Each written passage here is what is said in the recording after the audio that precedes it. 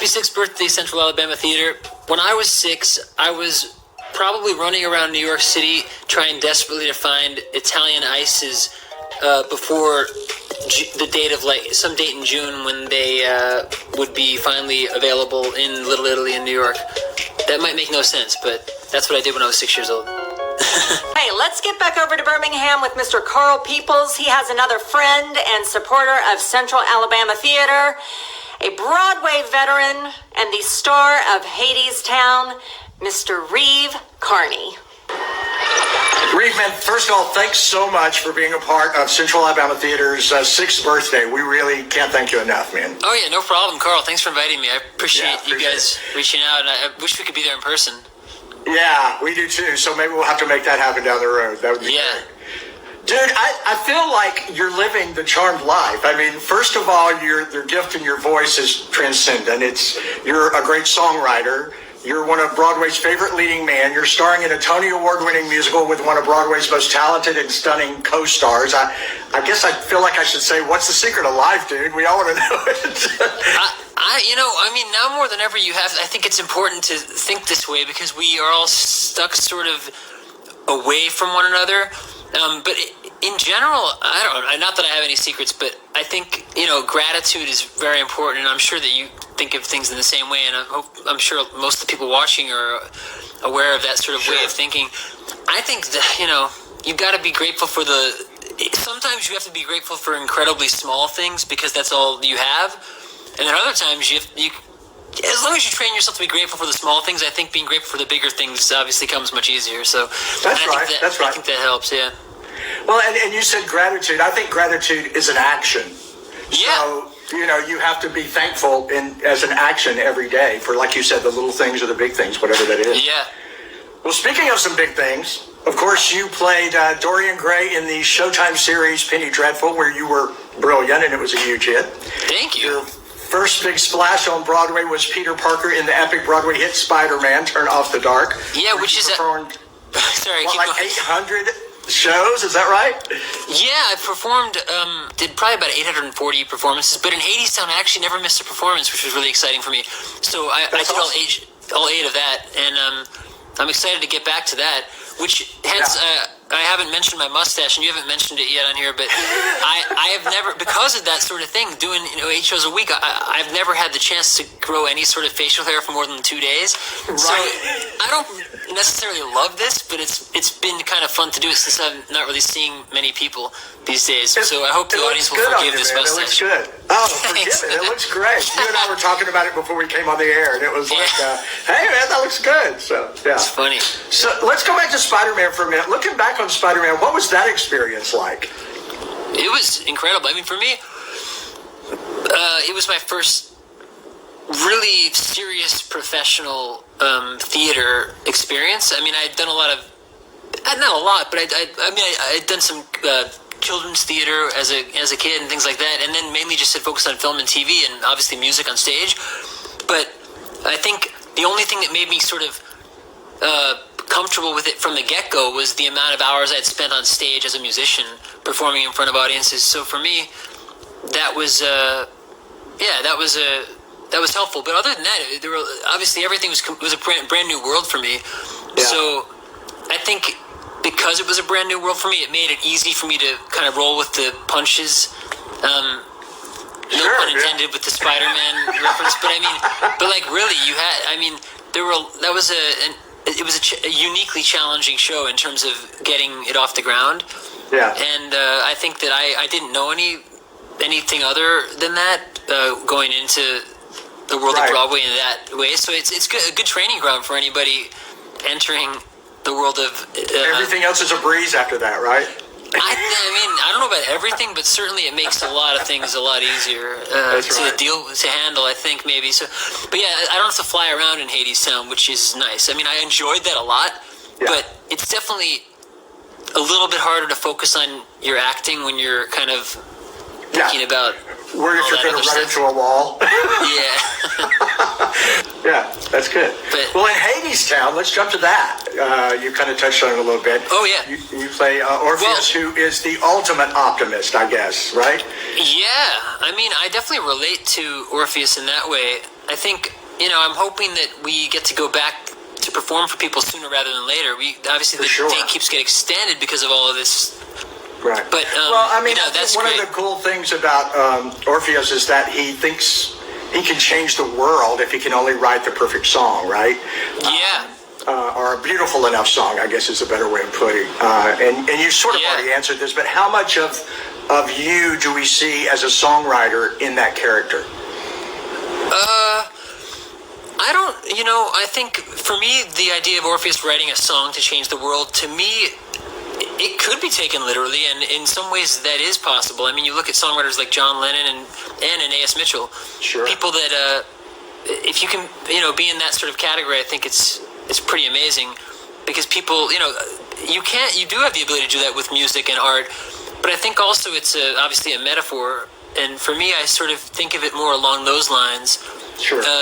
Maybe the song even being like the mode of thinking, like there's so much power we have in thought and consciousness and things like that. I think that you have the ability to, if you can get on that wavelength and get enough people on that collective wavelength, then I think you genuinely do have the chance to change everything. You're exactly right. Well, I mean, Spider-Man, full of hope and humanity. Orpheus, the ultimate optimist. Maybe there's a bit of typecasting there when it's coming from you there. Thanks. I mean, it's kind of fun to play things that are really different from you as well. I mean, I think that's why I like playing Dorian Gray so much. There's certain things that, and that's not even as different as I'd like to go. I'd like to go. Well, there was Riff Raff. I don't know. Yeah, Riff Raff's pretty odd. But it would be fun to play like a gangster or something. Like I don't know, like something really just doesn't seem anything. Hey, maybe you just put it out to the universe then, right? That would be great. Yeah. So, very good. So I saw Hadestown a few months ago, and you and the entire cast, blew me away. It was awesome. It was amazing. Thanks. But I want you to share with our audience what it's like every night to play, not just with that cast, but next to a Broadway legend like Mr. Andre DeShields. Oh man, I miss Andre. I haven't seen him in person in like over 2 months now. But it's incredible. I mean, I'm so grateful that he finally, got what he's deserved for so long in the Tonys. Absolutely. Last year, which is actually kind of cool because I think he'll be the longest reigning Best Supporting male actor in a musical because there are no Tony Awards this year. Right. So that'll be kind of cool. It just extends for another 12 months. Right? Yeah. And so while you're getting ready to sing live for us, I'd like to show our audience a short clip of why they should run to the Walter Kerr Theater when it reopens to see you and the rest of the cast in the winner of 8 Tony Awards, including Best Musical, Hadestown. Watch this. Now to get to Hadestown, you have to take the long way down through the underground under cover of night, laying low, staying out of sight. Ain't no compass, brother. Ain't no map, just a telephone wire and a railroad track. Keep on walking and don't look back till you get to the bottom line. Wait for me, I'm coming.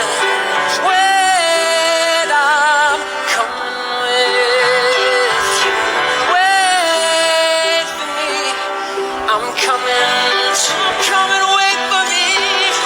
I hear the walls repeating. I'm falling on my feet and it sounds like drumming. And I'm not alone. I hear the rocks and stones echo in my song. I'm coming.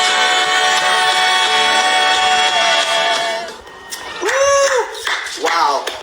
That is Hadestown, ladies and gentlemen, at the Walter Kerr Theater on Broadway in New York City. But right here, right now, singing his rendition of the classic Over the Rainbow, please welcome to the Central Alabama Theater virtual stage, Mr. Reeve Carney.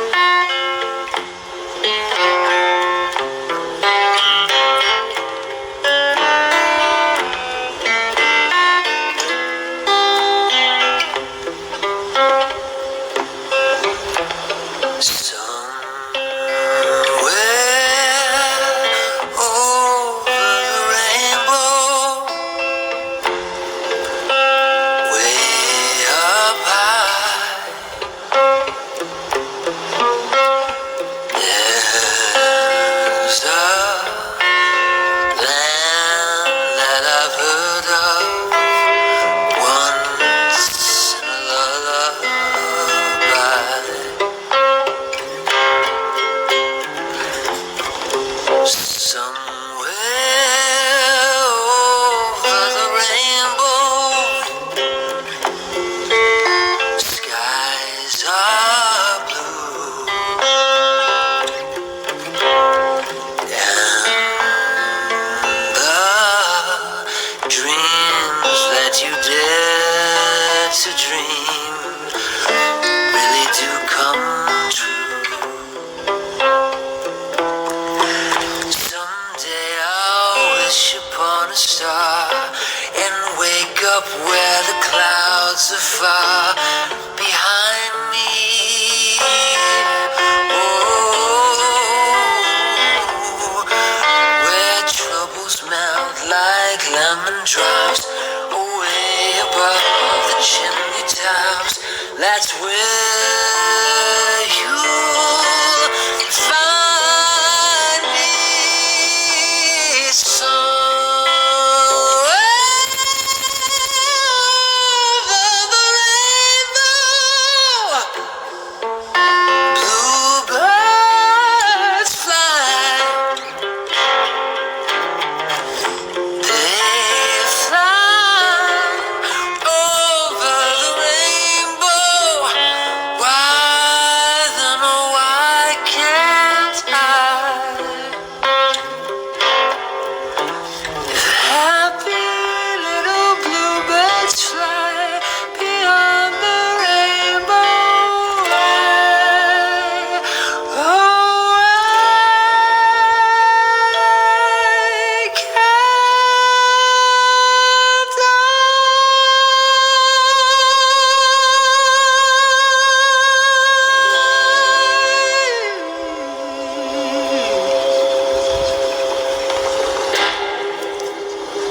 Happy 6th birthday, Cat Cabaret. Or Central Alabama Theater.